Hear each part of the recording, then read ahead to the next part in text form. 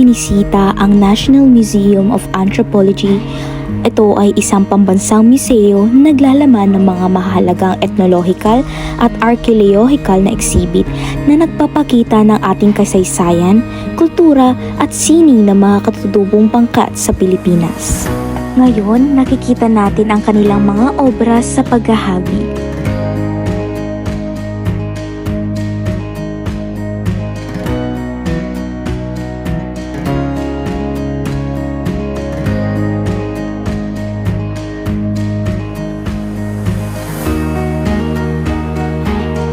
Dito ko napatunayan na napakalaki ng kanilang kontribusyon sa ating sining at lalong-lalo na sa ating kultura. Dumako naman tayo sa pangalawang exhibit na nagpapakita ng iba't ibang hugis ng mga banga.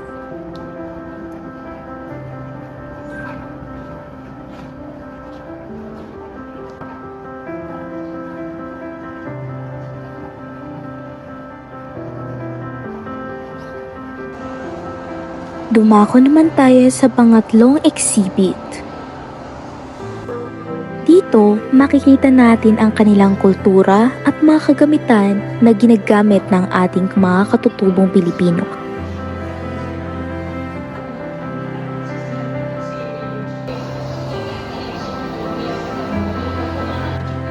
Isa na rin dito ang kanilang husay sa pag-ukit.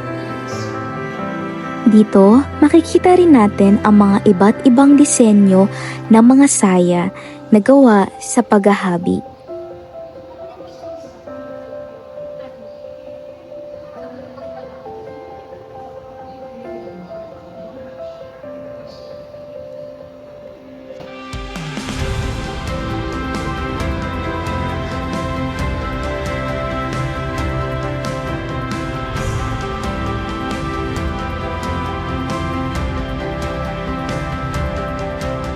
Ang huli naman namin napuntahan ay ang mga yari sa kamay na kagamitan.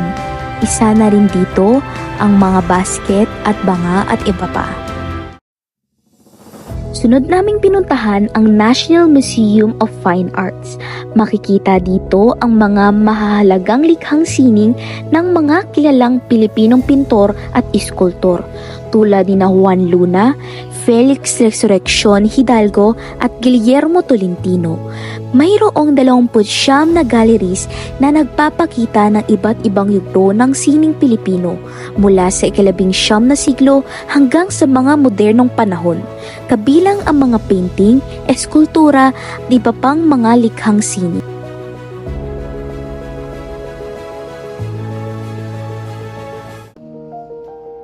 Ito pa ang isa sa mga likha ni Guillermo Tolentino.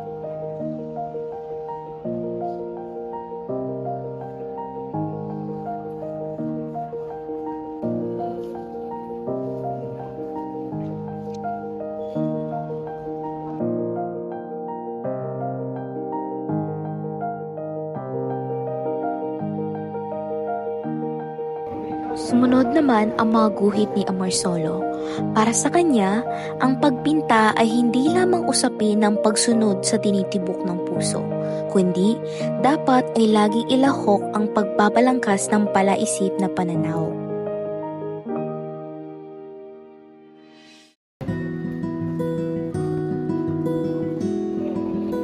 Sunod naming pinuntahan ng isa sa pinakasikat na painting ni Juan Luna. Ito ay ang Spolarium na isang malaking oil painting na nanalo ng gintong medalya sa Madrid noong 1884.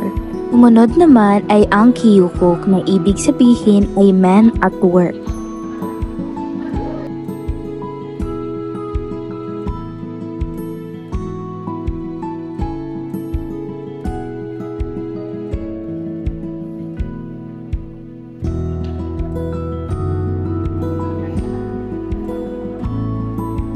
Dito naman makikita ang mga artwork para sa ating pambansang bayani na si Dr. Jose Rizal.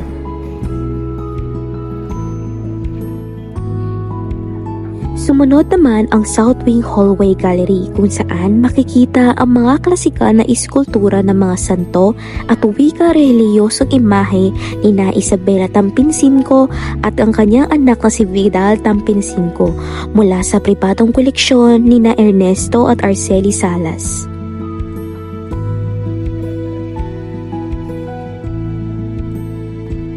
Landscape of the Mind na gawa ni Phyllis Sabaliero. Para sa kanya, painting is both a research process, exploring how past and present, personal and universal intertwined in the canvas.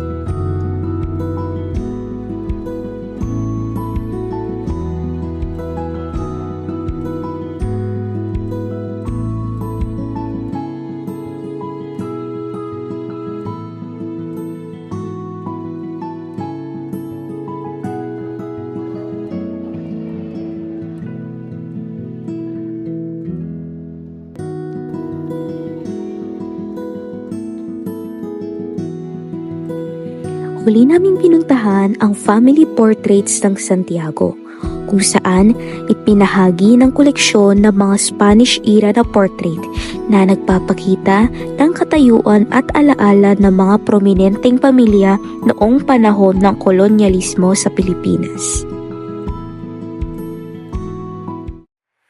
Sunod naming pinuntahan ang Intramuros kung saan ang una naming binisita ang San Agustin Church.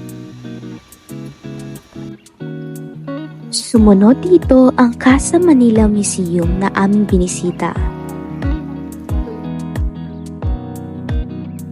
Kita nyo doon, mga soapmakers yun, mga gawa ng sabon yung street na yun. Anyway,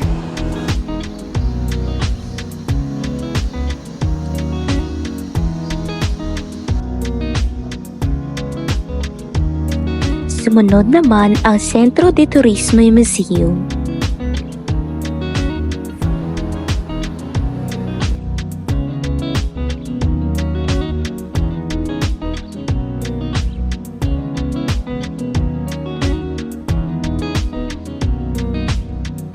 Sumunod din namin puntahan ang Fort Santiago.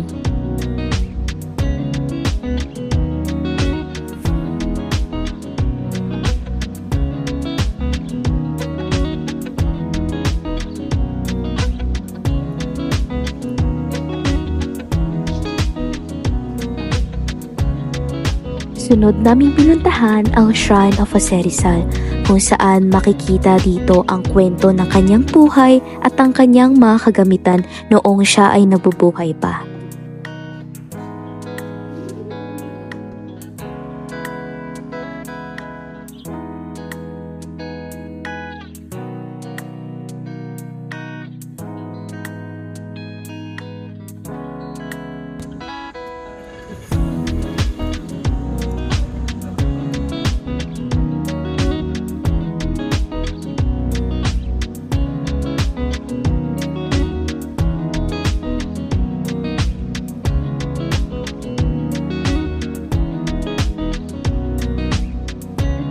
Sumunod dito ang I Make History Fortress, kung saan makikita ang mga mini-size Legos ng mga makasaysayang building sa Pilipinas.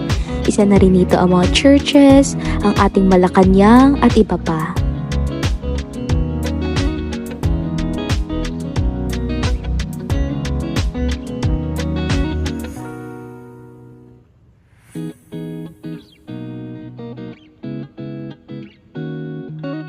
Sa ating pag-aakyat, makikita din naman natin ang iba pang paintings at arkitektura na ating makikita dito sa ating museo.